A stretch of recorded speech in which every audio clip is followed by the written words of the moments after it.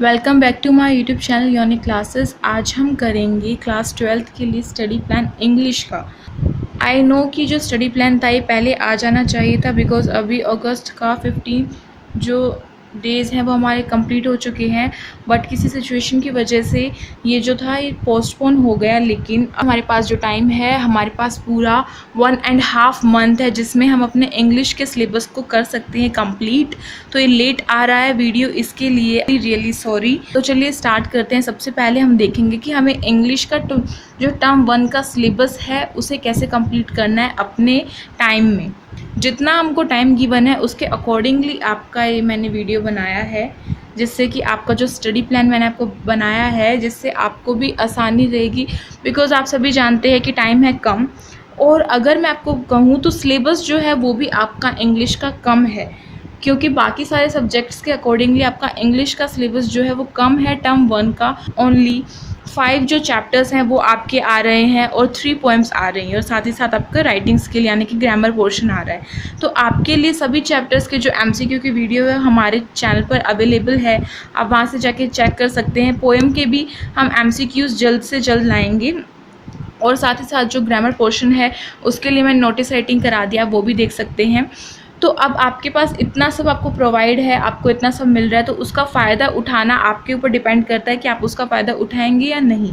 तो अभी भी टाइम है, आपको अपनी तैयारी जो है वो आज से ही शुरू कर देनी है। फेस्टिवल्स जो है वो आपके अक्टूबर में आएंगे, रक्षाबंधन आ रहा है आपका अगस्त में। जो फेस्टिवल्स है उनमें भी आपको कैसे भी करके 1 घंटा निकाल के आपको पढ़ना है, और अगर आपको अपने फेस्टिवल्स अच्छे से इंजॉय करने हैं तो उसके लिए आपको ये स्टडी प्लान जो है फॉलो करना पड़ेगा। अपना सिलेबस जो है वो अभी कंप्लीट कर लीजिए, वरना फिर आप बाद में अक्टूबर के मंथ में क्या करेंगे, जब सब सेलिब्रेट कर रहे होंगे तो आपको फिर पढ़ना पड़ेगा। तो बेटर यही है कि आप अभी अपने सिलेबस को कंप्लीट कर ले। तो सबसे पहले देखिए हम इंग्लिश में क्या करेंगे। हमारे टर्म 1 के सिलेबस क्या है, हमारे 5 चैप्टर आ रहे हैं, 3 पोएम आ रही हैं। तो देखिए यहाँ पे हम अगस्त में क्या करेंगे। अगस्त में हमारे पास 15 डेज़ है, उनमें हमें क्या कंप्लीट करना है, अपना चैप्टर 1 और चैप्टर 2। अब यहाँ पे फर्स्ट लिखा है मैंने फर्स्ट बुक के लिए, सेकंड लिखा है मैंने सेकंड बुक के लिए, और पी जो है मैंने लिखा है आपका पोएम के लिए। तो फर्स्ट बुक के 2 चैप्टर्स हमें करने हैं अगस्त में, 3 आ रहे हैं, लेकिन 2 चैप्टर हम अगस्त में अपने कंप्लीट कर लेंगे।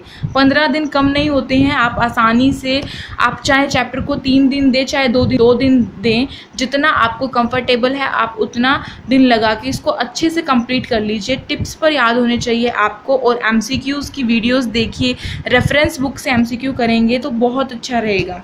उसके बाद आपको सेकंड बुक का चैप्टर नंबर 1 कर लेना है, जो 3rd लेवल है, और फर्स्ट बुक का कौन कौन से चैप्टर है, चैप्टर 1 और 2, उनके नाम जो है वो आप मुझे कमेंट बॉक्स में बताइए अगर आपको याद हो तो। अब देखिए नीचे पोएम, ये जो पी है ये पोएम के लिए है, पी पोएम से डिनोट करते हैं हम। तो इसमें हमें अपने अगस्त में first and second poem complete कर लेनी है।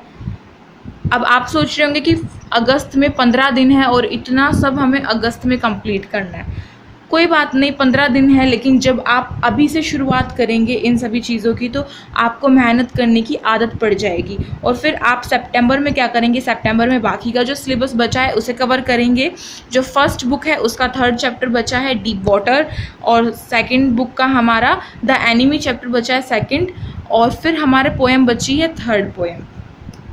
तो ये सभी आपको सितंबर में कंप्लीट करना है। उसके बाद अक्टूबर जो है, अक्टूबर आपको किसके लिए देना है, अपना पूरा का पूरा टाइम आपको अक्टूबर में देना है रिवीजन टाइम के लिए।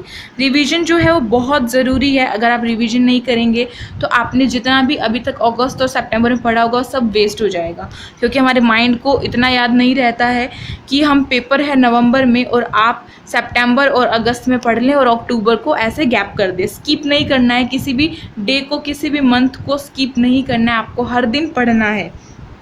तो अक्टूबर में आप जितना रिवीजन करेंगे उतना आपके लिए अच्छा रहेगा।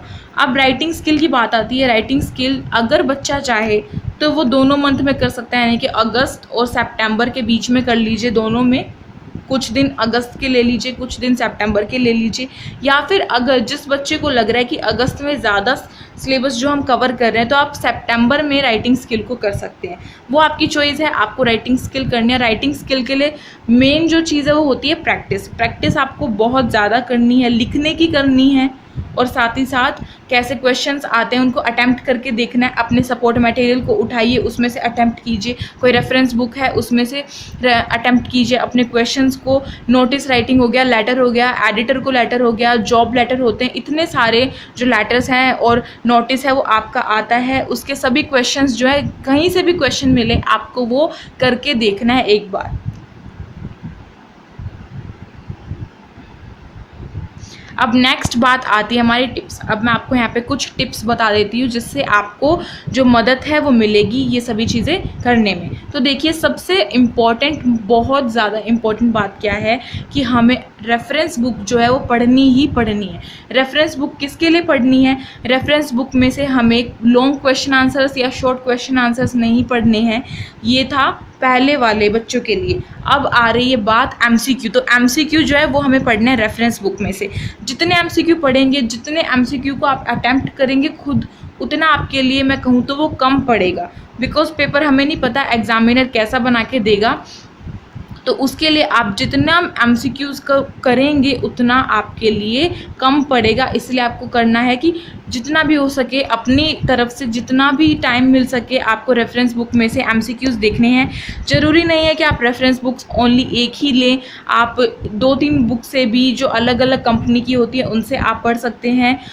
और फिर बात आती है आपको एनसीईआरटी। एनसीईआरटी आपकी मेन चीज़ है। एनसीईआरटी अगर आप नहीं पढ़ते हैं तो चाहे आप रेफरेंस बुक पढ़ लीजिए, चाहे आप सपोर्ट मटेरियल पढ़ लीजिए, सब वेस्ट है। एनसीईआरटी आपको पढ़नी है। एनसीईआरटी भी कैसे पढ़नी है? लाइन टू लाइन पढ़नी है। लाइन टू लाइन मीन्स अगर आपको किसी चीज़ का वर्ड, अब वर्ड मीनिंग की सबसे बड़ी बात आती है। आपको क्या कर सकते हैं, क्वेश्चन में क्या दे देंगे, पैराग्राफ दे देंगे और उसमें कहेंगे कि इस वर्ड का मीनिंग मुझे बताइए एमसीक्यू में, और 4 ऑप्शंस दे देंगे। अब बच्चे को जब उस वो वर्ड ही बच्चे ने नहीं पढ़ा है तो उसका मीनिंग तो बहुत दूर की बात होती है। इसीलिए आपको एनसीईआरटी लाइन टू लाइन पढ़नी है। लाइन टू लाइन पढ़ने का मतलब है कि जो वर्ड मीनिंग आपको नहीं आता है, आपके पास इतने अच्छे सोर्स हैं, अब की बार आप डिक्शनरी में से देख सकते हैं और काफ़ी सारी ऐप्स आती हैं डिक्शनरी की, आप अपने फ़ोन में डाउनलोड कर सकते हैं, फिर आप गूगल क्रोम पे चेक कर सकते हैं। इतने सारे आपके पास ऑप्शंस जो हैं वो अवेलेबल है। अब की बार आपको कुछ भी मिस नहीं करना है, अपने लाइन टू लाइन बिल्कुल पढ़ना है। कोई वर्ड मीनिंग नहीं आ रहा तो उसे चेक ज़रूर करना है। अगर आपको वर्ड मीनिंग ही नहीं आएगा, चैप्टर का वर्ड मीनिंग ही नहीं समझ में आएगा लाइन का, तो आपको उस लाइन का मतलब भी समझ में नहीं आएगा। इसलिए आपको जो वर्ड मीनिंग है वो भी साथ के साथ देखते हुए चलने हैं। उसके बाद आपकी बात आती है रिवीजन। रिवीजन कैसे करनी है? देखिए, आप चैप्टर्स को पढ़ रहे हैं, आपने जब चैप्टर पढ़ना स्टार्ट किया, अपना चैप्टर पे पूरा फोकस है। जब आप अपनी एनसीईआरटी पढ़ेंगे, एनसीईआरटी पढ़ने के बाद आप अपनी रेफरेंस बुक पढ़ेंगे। और एनसीईआरटी पढ़ने से पहले आपको क्या करना है, वीडियो देखनी है, एक्सप्लेनेशन देखनी है। पहले आपको वीडियो देखनी है और उसके बाद ही आपको एनसीईआरटी जो है पढ़नी है, जिससे कि चैप्टर जो है वो क्लियर हो जाएगा। फिर रेफरेंस बुक उठानी है। अब रिवीजन के बाद मैं करूँ तो रिवीजन टाइम में आपको समरी जो है वो पढ़नी है। अब समरी कैसे? समरी का मीन्स होता है कि चैप्टर का छोटे वर्ड्स में लिखा हुआ चैप्टर पूरा का पूरा आप उसको पढ़ लें। अब रिवीजन में आपको समरी ही पढ़नी है। समरी पढ़ेंगे तो आपको चैप्टर जो है वो दोबारा से आपके माइंड में आ जाएगा कि हाँ ये चैप्टर था, इसमें ये कैरेक्टर था। आपको कैरेक्टर्स के नाम याद रखने हैं कि इस चैप्टर में कितने कैरेक्टर हैं, उन्होंने क्या, अगर कैरेक्टर स्केच होता है हमारे चैप्टर में तो वो याद रखना है। बिकॉज एमसीक्यू में आपसे कैरेक्टर स्केच भी पूछा जा सकता है कि आपसे पूछा जा सकता है कि जो एम हैमल थे लास्ट लेसन में उन्होंने क्या ड्रेस पहनी हुई थी, इसके ऊपर भी क्वेश्चन आ सकता है। तो क्वेश्चन कहीं से भी आ सकता है, एमसीक्यू है तो चैप्टर के कोने में से उठा के क्वेश्चन को पूछा जाएगा। इसलिए समरी पढ़नी है रिवीजन टाइम में और फिर अपने एमसीक्यूज़ जो हैं वो दोबारा से पढ़ने हैं। अब बात आती है प्रैक्टिस की। प्रैक्टिस आप किस चीज़ की करेंगे? प्रैक्टिस जितना हो सके, मैंने आपको बोला है कि ग्रामर की प्रैक्टिस ज़रूर करनी है। ग्रामर जो है बिना प्रैक्टिस के वो आएगी नहीं। ये नहीं होगा कि आप एक बार ही वीडियो देखेंगे और उसी टाइम के बाद आप क्या करते हैं, आप 2-3 दिन स्किप कर देंगे कि अब इसके बाद मैं पढ़ूंगी ग्रामर या पढ़ूंगा। तो जब आप उस डे को स्किप कर रहे हैं तो जो आपने वीडियो देखी है वो क्या हो जाएगी, वेस्ट चली जाएगी। इसीलिए वीडियो देखने के तुरंत बाद आपको 5 मिनट का रेस्ट ले लीजिए। उसके बाद आपको एक क्वेश्चन जो है वो अटेम्प्ट करके देखना है कि हाँ मेरे को ये जो टॉपिक है समझ में आ गया है। तो इसी को हम प्रैक्टिस कहते हैं। प्रैक्टिस आपको करनी है। अब यहाँ पे बात आती है चैप्टर वाइज। एक तो एमसीक्यू आपके पास रेफरेंस बुक में आते हैं कि रेफरेंस बुक में आपको एमसीक्यू दे देते हैं सभी चैप्टर्स के मिक्स करके, तो आपको वो तो पढ़ना ही है, लेकिन साथ के साथ आपको पढ़ना है chapter wise MCQ. Chapter wise MCQ means हर चैप्टर के अलग अलग एमसीक्यू। अब हर चैप्टर के अलग अलग एमसीक्यूज़ जो हैं वो हमारे चैनल पर अवेलेबल है। 40 एमसीक्यू, 40 एमसीक्यूज़ हर चैप्टर वाइज आपको मिल रहे हैं। तो देरी नहीं करनी है आपको जितना टाइम आपको अभी दिया गया है उसे यूज़ कर लीजिए, क्योंकि रिज़ल्ट जो है वो आपके इसी टाइम के ऊपर बेस्ड है पूरा का पूरा। चैप्टर वाइज एमसीक्यू हो जाए, फिर आपको करना है अपना PYQP। PYQP means previous year question paper. अब प्रीवियस ईयर क्वेश्चन पेपर में आपको लॉन्ग आंसर भी मिलेंगे, शॉर्ट आंसर भी मिलेंगे, या फिर कहो तो क्वेश्चन मिलेंगे। तो आपको लॉन्ग और शॉर्ट क्वेश्चन नहीं करने हैं, आपको ओनली उसके एमसीक्यूज़ देखने हैं, क्योंकि इस बार आ रहे हैं 40 मार्क्स के आपके आ रहे हैं MCQs only and only MCQs आ रहे हैं, और ग्रामर वर्क है वो रिटन है। तो इसलिए आपको बाकी सारी चीज़ों में टाइम वेस्ट नहीं करना है। जो चीज़ हमें बोला गया है इस साल हमें सिर्फ वही करना है। उसके बाद है सैम्पल पेपर कर लीजिए आप, अगर आपके पास टाइम है तो आप सैम्पल पेपर कीजिए। और जिस बच्चे को 95+ नंबर लाने हैं अपने इंग्लिश में, उसे तो सैम्पल पेपर करना बहुत ज़रूरी है। सैम्पल पेपर और प्री बोर्ड जो है उनके आपको एमसीक्यूज़ करने हैं। अब सैम्पल पेपर में भी लॉन्ग आंसर होते हैं, शॉर्ट आंसर होते हैं, उन्हें छोड़िए और एमसीक्यूज़ पर ध्यान दीजिए। आपका मेन फोकस एमसीक्यूज़ पर होना चाहिए।